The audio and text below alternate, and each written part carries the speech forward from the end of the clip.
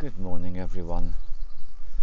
So I'm inspired to talk about what I'm calling social media distancing and also social media diet. So what I'm suggesting you'll do is you go on a social media diet whereby rather than simply randomly and blindingly exposing ourselves to an ever increasing content of information from other people, what we do is we actually do what people do when they get overweight.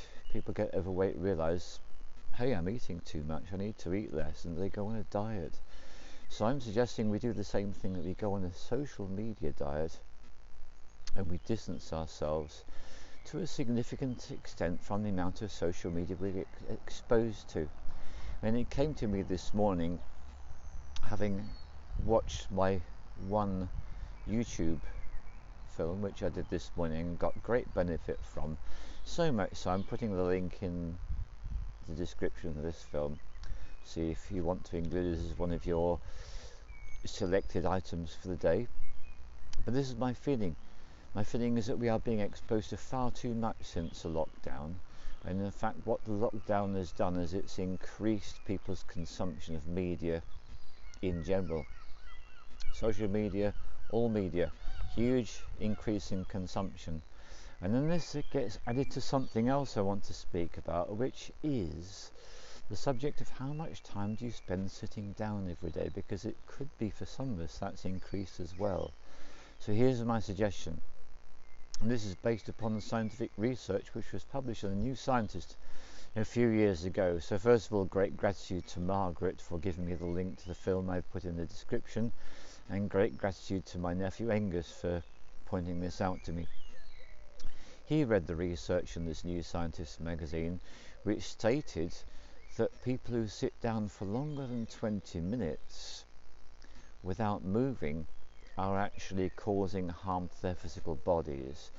And what the scientists were keen to discover is whether if a person spends more than 20 minutes, an hour, 2 hours, however long, sitting down, usually in front of a screen, what they thought is this will be able to be reversed by people going and doing vigorous exercise in the gym, so we can actually offset the number of hours you spend sitting down like a sack of potatoes by actually becoming very vigorous and physical, and that will sort everything out. To their dismay, they discover this is not the case. In fact, it's actually even worse than that. There is no actual benefit from doing that. So what seems to be incredibly important is to not sit for longer than 20 minutes at a time.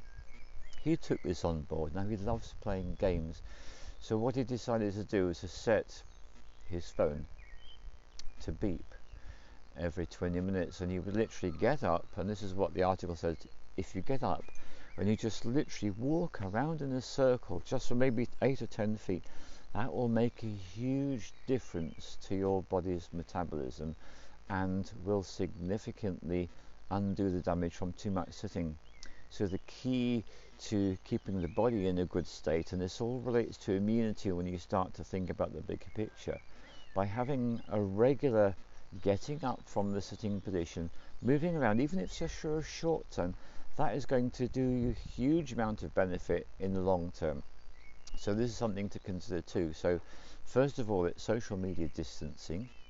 We could also call it a social media diet, where maybe for the first time you actually consider how much time you're spending on your devices, and make sure you break that up by literally getting up from your sitting position and going and moving around. So I feel this is one of the most disturbing things about this lockdown, and it's really like an experiment. I did this experiment myself yesterday. I allowed myself to have a day of binge watching just to see how it left my consciousness feeling. It's not good, really not good. So today I'm going to do the opposite. I'm going to start my social media, and in fact my media diet, by being aware consciously of just how much I'm exposing myself to media, and making a point of getting up every 20 minutes and either just getting up and moving around just for maybe 30 seconds, a minute, or going off and doing something more active. So I feel it's incredibly important in this lockdown that we can reap the huge benefits from not travelling in our cars so much. I would say my car driving consumption has gone down by more than 90%. I think that's a great gift. However, be really concerned to make sure you do get enough physical exercise. That's so important. And it's not so much having a long session that's the big deal, it's actually breaking up the amount of time sitting. And if you think about it, consider what it was like to be a human being for all those thousands of years that we lived before we had all these civilizations that we're now hooked into. People had to be almost in a constant state of movement to search for food and to do all the other things they did in those times. Enjoy life, get together with people, produce children, have fun, all the things that human beings have done for millennia. It's always been about moving, and I just like to do a little segue into Rastafarianism, which I can remember a particular Jamaican music track I used to like to listen to, and it was basically Natty keep on moving, Natty don't stop moving. In other words, they saw movement as an essential part of the quality of being a human being. So that's a good one too. So I'd like you to consider going on a social media diet, consider some serious social media distancing, consider some more movement and not sitting down for too long, and see how you feel it. Try it as an experiment for a day or two and just see how it leaves your consciousness feeling. And then the final bit I almost forgot to add, which I'm going to put in, of course, physical movement, not being sedentary, not taking in a load of fear from a load of fearmongers. That's the way that we give our immune system a boost. That's how we feel good and how we resist infection. It's all good. Thank you very much.